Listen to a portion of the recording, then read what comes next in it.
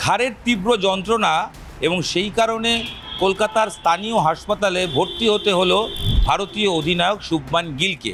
সূত্রের খবর, ঘাড়ের ব্যথা এতটাই যন্ত্রণা তিনি পাচ্ছেন বা তার সমস্যা হচ্ছে, সেই কারণে অবজারভেশনের জন্য এবং বেশ কিছু পরীক্ষার জন্য গিলকে অ্যাডমিট করার সিদ্ধান্ত নিয়েছেন চিকিৎসকরা। তবে গিল যখন অ্যাডমিট হচ্ছেন তখন আরও একটি খবর বিতর্ক উস্কে দিচ্ছে বা অভিযোগ উঠছে। কি খবর? সঠিক সময় স্পেশালিস্ট চিকিৎসক বা বিশেষজ্ঞ চিকিৎসক মাঠে পাননি শুভমান গিল। এইটুকু শোনার পর আপনাদের মনে হতে পারে মাঠে চিকিৎসক নেই। না, মাঠে অবশ্যই ছিলেন। পুরো ঘটনাটা জানতে হবে। আপনারা সবাই দেখেছেন যে ম্যাচে খেলার সময় 4 রানের মাথায় তিনি একটি হারমারের বলে সুইপ মারতে গিয়ে তার ঘাড়ে চোট লাগে এবং তিনি স্টিফ হয়ে যান, ঘাড় ঘোরাতে পারছিলেন না।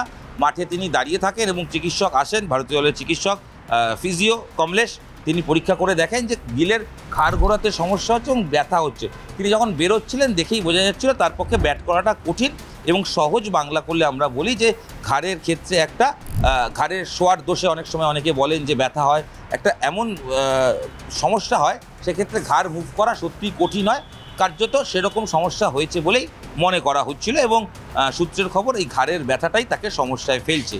তবে এই ঘটনার পর চিকিৎসা পাননি এরকমটা কিন্তু নয়। দলের সঙ্গে চিকিৎসক থাকেন, তিনি অবশ্যই তাকে চিকিৎসা করেছেন এবং স্থানীয় ম্যাচ আয়োজনের জন্য যে স্থানীয় হাসপাতালের সঙ্গে টাই আপ থাকে অ্যাসোসিয়েশনের, তারাও চিকিৎসক উপস্থিত ছিলেন। তবে ঘটনাটা আরেকটু আগের। সূত্রের খবর, প্রথম দিন ম্যাচের শেষে তিনি হোটেলে যান এবং টিম হোটেলে রাতে শোয়ার পর কোনোভাবে ঘাড়ের ক্ষেত্রে তার একটা চোট লাগে এবং যে চোট তাকে ম্যাচের দ্বিতীয় দিন অর্থাৎ শনিবার সকালেও সমস্যায় ফেলছিল, ভোগাচ্ছিল। প্র্যাকটিস সেশনে আসার পর তিনি স্থানীয় চিকিৎসকের খোঁজ করেন এবং বিশেষজ্ঞ চিকিৎসকের খোঁজ করেন। সেই সময় কোনো রকম বিশেষজ্ঞ চিকিৎসক ছিল না, একজন আরএমও ছিল। তিনি চিকিৎসার জন্য যান। সিএবির পাল্টা দাবি, এই চিকিৎসক যাকে আসার কথা এসওপি মিনে বেশ কয়েকজন স্পেশালিস্ট চিকিৎসক থাকতে হয় ম্যাচ চলাকালীন, তারা সবাই ছিলেন এবং তাকে যে নির্দিষ্ট সময় দেওয়া হয়েছে তিনি সেই সময়তেই এসেছিলেন।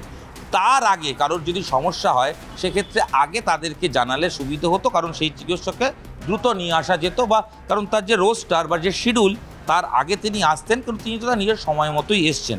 পাল্টা আরেকটা অভিযোগ আসছে, সেটা হচ্ছে যে ম্যাচে যখন চোট পান, এই চোটের নিয়েই ব্যাট করতে নামেন শুভমান গিল।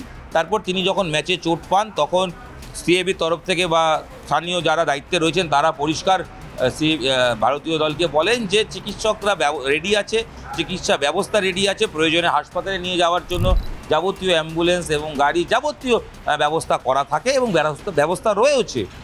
তবে ভারতীয় দলের সূত্রে খবর বা সিএবি সূত্রে খবর, ভারতীয় দল সেই সময় গিলকে নিয়ে যেতে চাননি বা নিয়ে যেতে রাজি হননি, কারণ প্রাথমিকভাবে টিম ম্যানেজমেন্ট ভেবেছিল যে তাকে কিছুক্ষণ শুশ্রূষা করার পর, চিকিৎসা করার পর, ট্রিটমেন্ট করার পর হয়তো সেরে উঠবে। কিন্তু শেষ পর্যন্ত দেখা যায় না, ব্যথা কমেনি।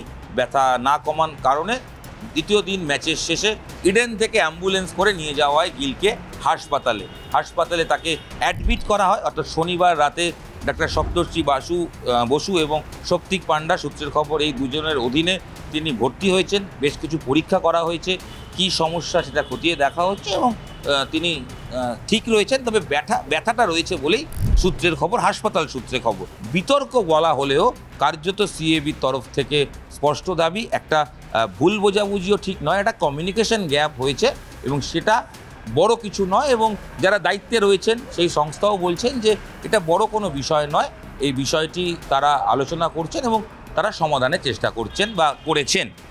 আপাতত দেখা যাক গিল কত তাড়াতাড়ি সুস্থ হন এবং দ্রুত মাঠে ফিরে আসেন। নিউজ18 বাংলা ডিজিটাল, আপনাদের সঙ্গে মিলন রায় বর্মন ছিলাম। এই ভিডিও এখানেই শেষ করছি, দেখা হচ্ছে পরবর্তী ভিডিওর সঙ্গে থাকুন, দেখতে থাকুন নিউজ18 বাংলা ডিজিটাল।